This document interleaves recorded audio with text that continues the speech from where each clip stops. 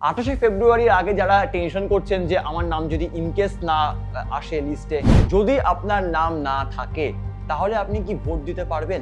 আপনার কোনো সমস্যা হয়নি, বিএলও আপনাকে ফোন করেনি, কোনো হিয়ারিং সেন্টারে যেতে হয়নি, তারপরও মৃত ভোটারের তালিকায় আপনি জীবিত হওয়া সত্ত্বেও যদি আপনার নামটি চলে আসে, সেই সমস্ত প্রশ্নের অবসান ঘটাবো। এসআইআর নিয়ে টেনশন করার কোনো কারণ নেই। আর মাত্র কয়েকদিনের অপেক্ষা, তারপর 28 ফেব্রুয়ারি প্রকাশিত হচ্ছে রাজ্যে এসআইআর এর চূড়ান্ত ভোটার তালিকা। তবে এই যে এসআইআর এর চূড়ান্ত ভোটার তালিকা, সেখানে যদি আপনার নাম না থাকে তাহলে আপনি কি ভোট দিতে পারবেন? যদি কোনোভাবে এএসডিডি বা অ্যাবসেন্টি শিফটেড ডেট ডুপ্লিকেট অথবা ভুয়ো স্থানান্তরিত মৃত অনুপস্থিত এই তালিকাতে, যা ইতিমধ্যেই প্রকাশিত রয়েছে, সংখ্যাটা প্রায় 58 লক্ষের কাছাকাছি, যে সংখ্যা প্রকাশ্যে এনেছে নির্বাচন কমিশন, সেই তালিকায় যদি আপনার নাম থাকে, পরবর্তী ক্ষেত্রে আপনি কি ভোট দিতে পারবেন? এরকম একাধিক প্রশ্ন আপনাদের মনে এখন জাগছে। নমস্কার, দেখছেন এই সময় লাইভ, আপনাদের সঙ্গে রয়েছি আমি শুভ্রজিৎ। আজকে সেই সমস্ত প্রশ্নের অবসান ঘটাবো এবং উত্তর আপনাদেরকে দেব। দেখুন, বেশ কয়েকটা বিষয় আমাদেরকে প্রথমে বুঝতে হবে। আবারও বলছি, ভিডিও শুরুতেই একদম টেনশন নেবেন না। এই টেনশন জিনিসটাকে, এসআইআর নিয়ে টেনশন করার কোনো কারণ নেই। তাই আপনাদেরকে পুরো স্ক্রিন জুড়ে বোঝাবো যে বিষয়গুলো, আপনারা শুনুন এবং আপনাদের অনেক বিষয় আশা করছি ক্লিয়ার হবে। এবং প্রথমত হচ্ছে 2026-এর যে এসআইআর হচ্ছে এবং এই যে ড্রাফট রোল, যদি সেই খসড়া ভোটার তালিকায় আপনার নাম থাকে, যদি চূড়ান্ত ভোটার তালিকা তো আপনি নিজের নাম খুঁজে পান, তাহলে কিন্তু অবশ্যই আপনি ভোট দিতে পারবেন। আপনার বাড়িতে ভোটার স্লিপ পৌঁছে যাবে এবং আপনি যেরকম প্রত্যেকবার ভোট দেন তেমনটা আপনি দিতে পারছেন। এটা গেল 1 নম্বর পয়েন্ট। এবার আসি সেকেন্ড পয়েন্টে। ধরুন আপনার নাম, এটা হচ্ছে সেকেন্ড পয়েন্ট, আপনার নাম ড্রাফট রোল অর্থাৎ চূড়ান্ত ভোটার তালিকার আগে ডিসেম্বর 2025-এ যে তালিকা বেরিয়েছে, খসড়া ভোটার তালিকা, সেখানে আপনার নাম আছে। এরপর 28 ফেব্রুয়ারি যে তালিকা প্রকাশিত হবে, চূড়ান্ত ভোটার তালিকা, সেখানে অর্থাৎ আমরা যেটাকে বলে থাকি ফাইনাল রোল, সেখানে আপনার নাম কোনোভাবে বেরোলো না। গুরুত্বপূর্ণ পয়েন্ট।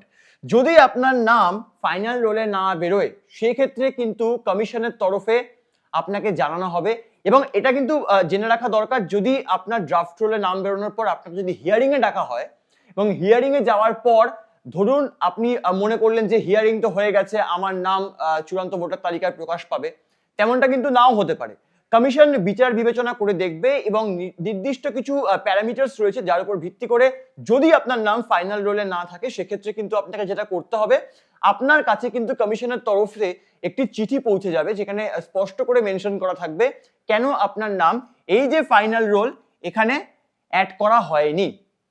তবে ধরুন আপনাকে হিয়ারিং এ ডাকেনি, খসড়া ভোটার তালিকায় আপনার নাম রয়েছে, আপনার কোনো সমস্যা হয়নি, বিএলও আপনাকে ফোন করেনি, কোনো হিয়ারিং সেন্টারে যেতে হয়নি, তারপরও যদি আপনি দেখেন এই যে ফাইনাল রোল রয়েছে এখানে আপনার নাম নেই নেই নেই, তাহলে যেটা আপনি করবেন সেটা হচ্ছে, যে মানুষটির কাছে আপনি অ্যাপিল করতে পারবেন তিনি হচ্ছেন ডিইও বা বাংলায় বললে জেলা নির্বাচনী আধিকারিক। কবে অ্যাপ্লাই করবেন বা তার কাছে কবে অ্যাপিল করবেন যে আপনার নাম তো খসড়া ভোটার তালিকায় ছিল, আপনার হিয়ারিং এ ডাক পড়েনি, তবুও আপনার নাম কেন চূড়ান্ত ভোটার তালিকায় প্রকাশ পেল না? 28 ফেব্রুয়ারি লিখে রাখছি আপনাদের সুবিধার জন্য, কারণ ভিডিওর এন্ড পর্যন্ত আপনাদেরকে এই ডেটটা কিন্তু অবশ্যই মাথায় রাখতে হচ্ছে। আপাতত যেটা কমিশন বলে দিয়েছে, 28 ফেব থেকে 5 দিনের মধ্যে আপনি অ্যাপিল করতে পারবেন ডিইওর কাছে। চিঠি দিয়ে আপনাকে অ্যাপিল করতে হবে এবং আপনাকে সেটা জানাতে হবে চিঠি মারফত যে কেন আপনার নামটাকে ইনক্লুড করা হয়নি ফাইনাল ড্রাফট ভোটার লিস্টে, এবং আপনার নাম তো আগেও ছিল, সেই প্রমাণটা অবশ্যই আপনাকে দিতে হচ্ছে। যদি দেখেন ডিইওর তরফে কোনো রকম সদুত্তর পদক্ষেপ করা হয়নি বা কোনো রকম উত্তর মেলেনি, তারপরে যার কাছে আপনি যেতে পারবেন ডিইও ছাড়া বা ডিইওর পরে বা এখান থেকে কোনো পজিটিভ উত্তর না এলে যার কাছে আপনি যাবেন তিনি হচ্ছেন সিইও, রাজ্যের মুখ্য নির্বাচনী আধিকারিক। এনার কাছে আপনাকে অ্যাপিল করতে হবে। এই 28 ফেব্রুয়ারির পর যে 5 দিন, সেই 5 দিন আপনাকে অবশ্যই সময় দিতে হবে ডিইও কে। ডিইও যদি কোনো রকম পজিটিভ রেসপন্স না দেন, তারপর আপনাকে যেতে হবে বা অ্যাপিল করতে হবে রাজ্যের মুখ্য নির্বাচনী আধিকারিক বা সিইওর কাছে। এত অবধি আশা করি আপনাদের কিছু ধারণাগুলো যেগুলো ছিল যে আপনি নাম তুলতে চান বা কোথাও গিয়ে আপনার নাম যদি বাদ চলে যায় সেক্ষেত্রে আপনি কিভাবে অ্যাপ্লাই করছেন। অন্যদিকে দাঁড়িয়ে সব থেকে গুরুত্বপূর্ণ একটি বিষয়, এই পুরোটা আমি সরিয়ে দিলাম একটাই কারণে, কারণ এটা তো গেল ফার্স্ট পার্ট। এবার আমি আসবো সেকেন্ড পার্টে।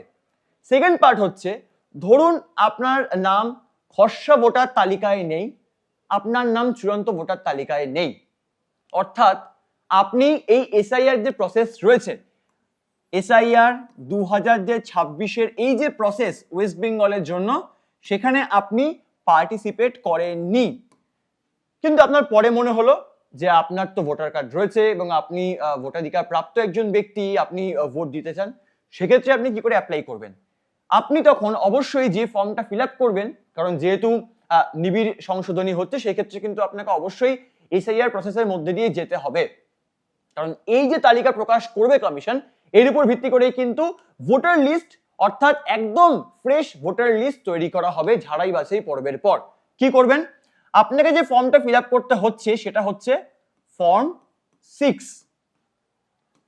খুব ইম্পর্টেন্ট একটা ফর্ম। যদি আপনি গোটা এসআইআর প্রসেসের সঙ্গে যুক্ত না থাকেন, অর্থাৎ যদি আপনার নাম খসড়া ভোটার তালিকায় নেই, আপনার নাম চূড়ান্ত ভোটার তালিকায় নেই, কিন্তু আপনার পরবর্তী ক্ষেত্রে আপনি দেখলেন যে আপনার মনে হলো যে না আমি তো ভোট দিতে চাই বা আমার তো ভোট দেওয়ার সেই অধিকার রয়েছে, সেক্ষেত্রে কিন্তু আপনাকে নতুন করে নাম তোলার জন্য ফর্ম 6 অ্যাপ্লাই করতে হবে। প্রশ্ন হলো, আপনি যখন তখন ফর্ম 6 অ্যাপ্লাই করতেই পারেন, তবে তার একটা ডেডলাইন রয়েছে। ডেডলাইনটা কি?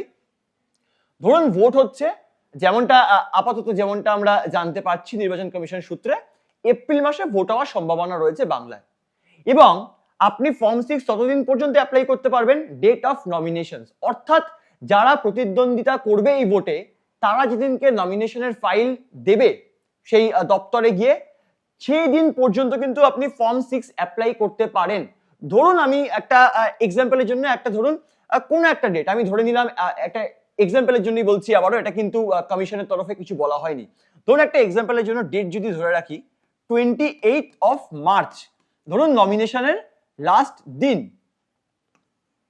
যদি এটা কিন্তু আবারও বলছি, এটা ইমাজিনারি, আমি ব্র্যাকেটে লিখে রাখছি কারণ এখনকার দিনে বলা যায় না, অনেকে কিন্তু খালি ভিডিও থেকে এই ক্লিপটা কেটে ভাইরাল করতে পারে, তো সেই জন্য আমি ব্র্যাকেটে লিখে রাখলাম ইমাজিনারি। ধরুন 28 অফ মার্চ ভোটের যে নমিনেশন তা ফাইল করার শেষ দিন, এই দিন পর্যন্ত কিন্তু আপনারা ফর্ম 6 অ্যাপ্লাই করতে পারবেন। যদি 28শে মার্চ হয় 28শে মার্চ, যদি 1লা এপ্রিল হয় 1লা এপ্রিল, যদি 2রা এপ্রিল হয় 2রা এপ্রিল। এরপর কিন্তু ফর্ম 6 অ্যাপ্লাই করে আপনারা কিন্তু আর নাম তুলতে পারবেন না। অবশ্যই আপনারা ভোটার লিস্টে নাম তুলতে পারেন ভোট হয়ে যাওয়ার পর, কারণ ফর্ম 6 এর জন্য নির্দিষ্ট কোনো সময় থাকে না, ফর্ম 7 বা ফর্ম 8 এর জন্য নির্দিষ্ট সময় থাকে না। যেহেতু ভোটের আগে এই একটা ডেডলাইন আপনাদেরকে দেওয়া হয় কমিশনের তরফে, ডেট অফ নমিনেশনের শেষ দিন, সেই জন্য কিন্তু অবশ্যই এই ডেটটা মেনটেন করে ফর্ম 6 অ্যাপ্লাই করতে হয়। এইটা গেল একটা পয়েন্ট। দুটো পয়েন্ট চলে গেল।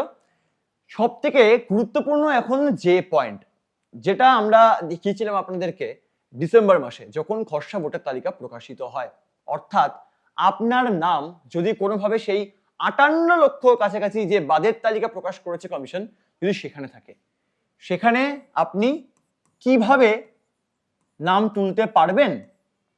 আপনি কি ভোট দিতে পারবেন নাকি ভোট দিতে পারবেন না? সব থেকে ইম্পর্টেন্ট পয়েন্ট আপনাদেরকে জানাবো।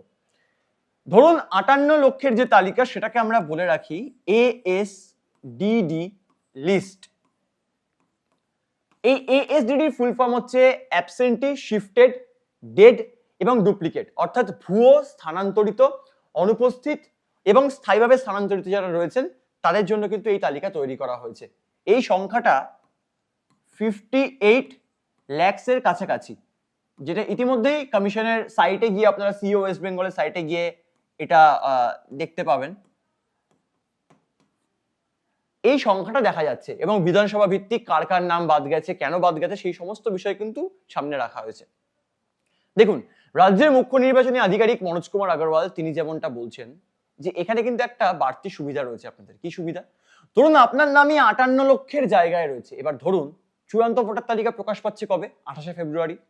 এই 28শে ফেব্রুয়ারি থেকে শুরু করে ধরুন আমি ধরে নিলাম নির্বাচন হচ্ছে 10ই এপ্রিল, কথার কথা। এই 28শে ফেব্রুয়ারি থেকে শুরু করে 10ই এপ্রিলের মধ্যে কোনো না কোনো মানুষের যদি মৃত্যু ঘটে, কিন্তু তার নাম চূড়ান্ত ভোটার তালিকায় রয়েছে, হিসাব কি বলছে? তার নাম অবশ্যই বাদের খাতায় যাবে, কারণ তিনি তখন বেঁচে নেই। তখন তার নাম কিন্তু চলে যাবে এই এএসডিডি লিস্টে। অর্থাৎ এই যে এএসডিডি লিস্ট, এটা কিন্তু ক্রমশ আপডেট করতে থাকে কমিশন ব্যাক এন্ডে। এবং ধরুন আপনার নাম যখন ডিসেম্বর মাসে এই এএসডিডি লিস্টে প্রকাশ পেয়েছিল, আপনি পরে দেখেছেন যে ঠিক আছে আপনার নাম তো তালিকায় রয়েছে, আপনি হয়তো মনে করেননি ঠিক আছে আমার নাম বাদের তালিকায় রয়েছে, আমি ভোট দেবো না, আমার যায় আসে না। আপনি তো এই মনোভাব নিয়ে হয়তো রয়েছেন, কিন্তু ভোটের সময় আপনার মনে হলো যে না, ভোটটা তো আমার দেওয়া উচিত, কারণ ভোট তো আর বছর বছর তো আসে না, বিধানসভা নির্বাচন হচ্ছে আবার 5 বছর পর, এবং আমার মতো এবং একটা ভোট করতে করতে তো সরকার বদলায়, তো এই একটা ভোট খুব ইম্পর্টেন্ট। আপনার এরকম বিভিন্ন বিষয় মাথায় এলো, সেক্ষেত্রে আপনি কি করবেন? দেখুন, সেক্ষেত্রে যেটা আপনাকে করতে হবে সেটা হচ্ছে এই যে এএসডিডি লিস্ট, এর তালিকা আপনাকে নিজের কাছে বার করে নিতে হবে। এর প্রিন্ট আউট অবশ্যই একটা নিয়ে রাখবেন, যেখানে আপনি দেখতে পাচ্ছেন যে আপনাকে স্থায়ীভাবে স্থানান্তরিত হিসেবে দেখানো হয়েছে, বা কোথাও গিয়ে আপনাকে হয়তো মৃত হিসেবে দেখানো হয়েছে। এবার দেখুন, আমরা দেখতে পেয়েছিলাম যখন এই বাদের তালিকা আসে, অনেকের ক্ষেত্রে কিন্তু কমিশনের তরফে কিছু ভুল ভ্রান্তি হয়েছিল, যেটা কমিশন নিজেও স্বীকার করে নিয়েছিল।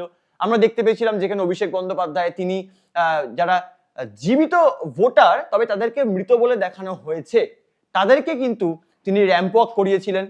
এবং তারা কি করেছিলেন, কমিশন বলেছিল যে আপনারা ফর্ম 6 ফিল আপ করুন, আপনাদের নতুন করে নাম উঠে যাবে, সেক্ষেত্রে আপনাদের কোনো সমস্যা হবে না। কিন্তু ধরুন আপনি এসব দেখেননি, আপনি খবর শোনেন না, আপনি হয়তো কিছুই এসবে ভাবেননি যে ঠিক আছে যায় আসে না, কিন্তু আপনার এখন মনে হয়েছে, সেক্ষেত্রে কমিশন আপনাদের জন্য একটা পথ খুলে দিয়েছে। সেই পথ কি? যেদিনকে ভোট হবে, ধরুন এই যে এএসডিডি লিস্ট আপনার কাছে প্রিন্ট আউট করে রাখা আছে, যেদিনকে ভোট হবে অর্থাৎ আপনার কেন্দ্রে কোন দফায় ভোট, কত দফায় ভোট, সেটা কিন্তু কমিশন এখন অবধি ক্লিয়ার করেনি বা জানায়নি। ভোটের দিন, on the day of voting, আপনাকে যেতে হবে কিন্তু এই যে এএসডিডি লিস্ট সেটা নিয়ে ভোট কেন্দ্রে। ভোট কেন্দ্রে আপনি যাবেন, সঙ্গে কিন্তু আপনি যে বৈধ আপনার সমস্ত নথি যে বৈধ, আপনার ভোটার কার্ড থেকে শুরু করে ভোটার কার্ড আপনাকে নিতে হবে, তার সঙ্গে আপনাকে নিতে হবে হচ্ছে আধার কার্ড। আপনি যদি মনে করেন যে আপনি তার সঙ্গে অন্য কোনো কার্ড নিতে চান, সেক্ষেত্রে আপনি প্যান কার্ড বা পাসপোর্ট, এই বিষয়গুলোকে অবশ্যই আপনি রাখতে পারেন তালিকাতে। অর্থাৎ যেইগুলোকে দেশের সরকার বা রাজ্য সরকার যেগুলোকে মান্যতা দেবেই, সেরকম নথি কিন্তু আপনাদেরকে নিয়ে যেতে হচ্ছে। কার কাছে নিয়ে যাবেন? এই ভোটের দিনকে আপনাকে যেতে হবে প্রিজাইডিং অফিসারের কাছে। খুব ইম্পর্টেন্ট একজন মানুষ এই ভোটের দিনের জন্য শুধু নয়, এই নির্বাচনের গোটা প্রসেসে। প্রিজাইডিং অফিসার, আমি লিখে দিচ্ছি আপনাদের সুবিধার জন্য, প্রিসাইডিং অফিসার। এই প্রিজাইডিং অফিসারের কাছে আপনাকে যেতে হচ্ছে এই তালিকাটা নিয়ে। কেন?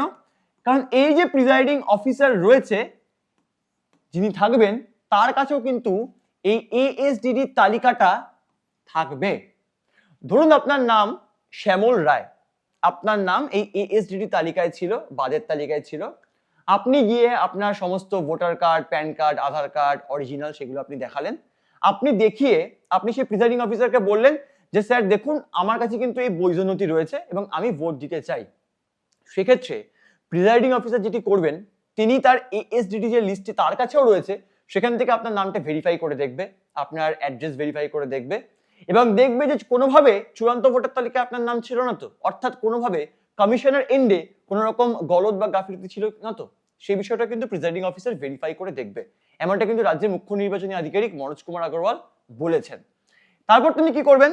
তারপর তিনি যে বিষয়টি করবেন, একটি ফর্ম আপনাদেরকে দেবেন, এবং সেই ফর্মটার নাম হচ্ছে ডিক্লারেশন ফর্ম।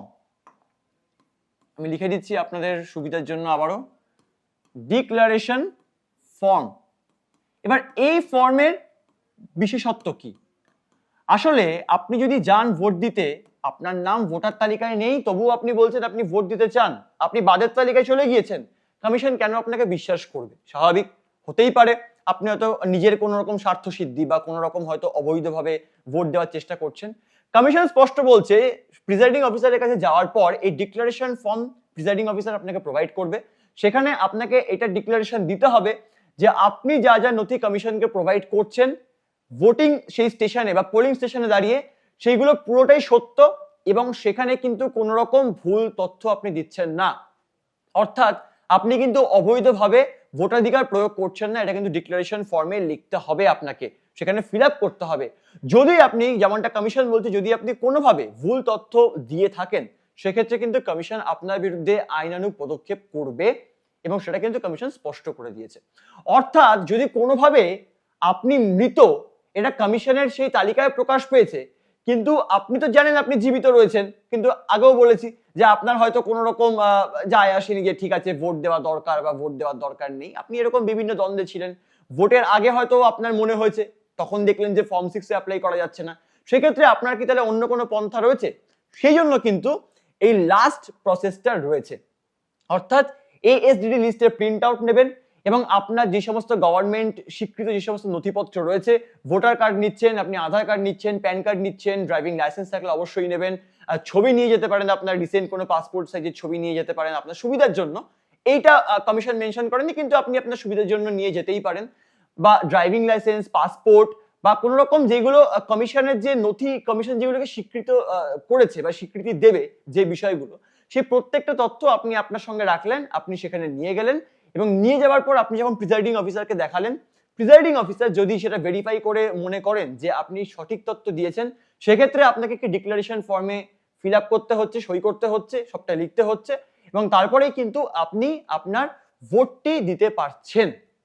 অর্থাৎ 28শে ফেব্রুয়ারির আগে যারা টেনশন করছেন যে আমার নাম যদি ইনকেস না আসে লিস্টে বা যদি কোনোভাবে যদি বাদ চলে যায় সেক্ষেত্রে তাহলে আমি কি তাহলে ভোট দিতে পারবো না, বা আমি তো গোটা প্রসেসটা ছিলামই না, এসআইআর তো আমার কোনোদিন মাথায় আসেনি, এসআইআর নিয়ে আমি আমার যায় আসেনি, কিন্তু আমার মনে হয়েছে আমি ভোট দিতে চাই, সেক্ষেত্রেও আপনাকে সেকেন্ড প্রসেসটা অবশ্যই বললাম যেখানে আপনি ফর্ম 6 অ্যাপ্লাই করতে পারেন। তবে সেটারও একটা বাধ্যবাধকতা রয়েছে, ডেট অফ নমিনেশন, অর্থাৎ যেদিনকে রাজনৈতিক দলের যারা প্রতিদ্বন্দ্বী থাকবেন তারা যেদিনকে শেষবার নমিনেশন ফাইল করবে সেটাই হচ্ছে কিন্তু ওই ফর্ম 6 অ্যাপ্লাই করার ডেডলাইন। সেক্ষেত্রে কিন্তু অবশ্যই আপনাদেরকে কমিশনের যে ওয়েবসাইট রয়েছে, ইসিআই এর ওয়েবসাইট রয়েছে, সিইও ওয়েস্ট বেঙ্গলের ওয়েবসাইট রয়েছে, সেগুলো কিন্তু অবশ্যই নজরে রাখতে হচ্ছে। এবং সবথেকে যেটা গুরুত্বপূর্ণ, যেটা আপনারা যেই থাম্বনেল দেখে হয়তো আপনারা ভিডিওতে ঢুকেছেন যে কেন মৃত মানুষ কি করে ভোট দিতে পারবেন, হ্যাঁ অবশ্যই কোনো যেই মানুষটি সত্যিকারের মৃত, যে হয়তো এই ইহলোকে নেই, তার পক্ষে তো অবশ্যই ভোট দেওয়া সম্ভবপর নয়। তবে সমস্ত ভুতুরে ভোটারকে বাদ করা বা বাছাই করার কাজটাই কিন্তু কমিশন এই এসআইআর প্রসেসের মধ্যে দিয়ে করেছে এবং যার দরুন যদি কোনোভাবে কমিশনের সেই মৃত ভোটারের তালিকায় আপনি জীবিত হওয়া সত্ত্বেও যদি আপনার নামটি চলে আসে, সেক্ষেত্রে কিন্তু আপনি যদি লাস্টের এই বিষয়টি মন দিয়ে অর্থাৎ মানে শুনেন এবং যদি এটাকে যদি ফলো করেন, সেক্ষেত্রে আপনি কিন্তু ভোট দিতে পারছেন। সমস্ত বিষয় মিলিয়ে আশা করছি আপনাদের অনেক ধারণা ক্লিয়ার হয়েছে এবং আপনাদের আরো অনেক জিজ্ঞাসা থাকতেই পারে, অবশ্যই এই ভিডিওর যে কমেন্ট বক্স সেখানে জানাবেন। এবং এই এসআইআর সংক্রান্ত এবং গোটা দেশে যেভাবে এসআইআর চলেছে, বাংলায় যেভাবে এসআইআর চলছে এবং সামনে নির্বাচন কিভাবে এই প্রসেস হবে এবং এই যে এসআইআর প্রসেসটার শেষ কোথায়, আদৌ কি কোনো শেষ রয়েছে, সমস্ত জানতে হলে কিন্তু অবশ্যই নজর রাখতে হচ্ছে এই সময় লাইভে।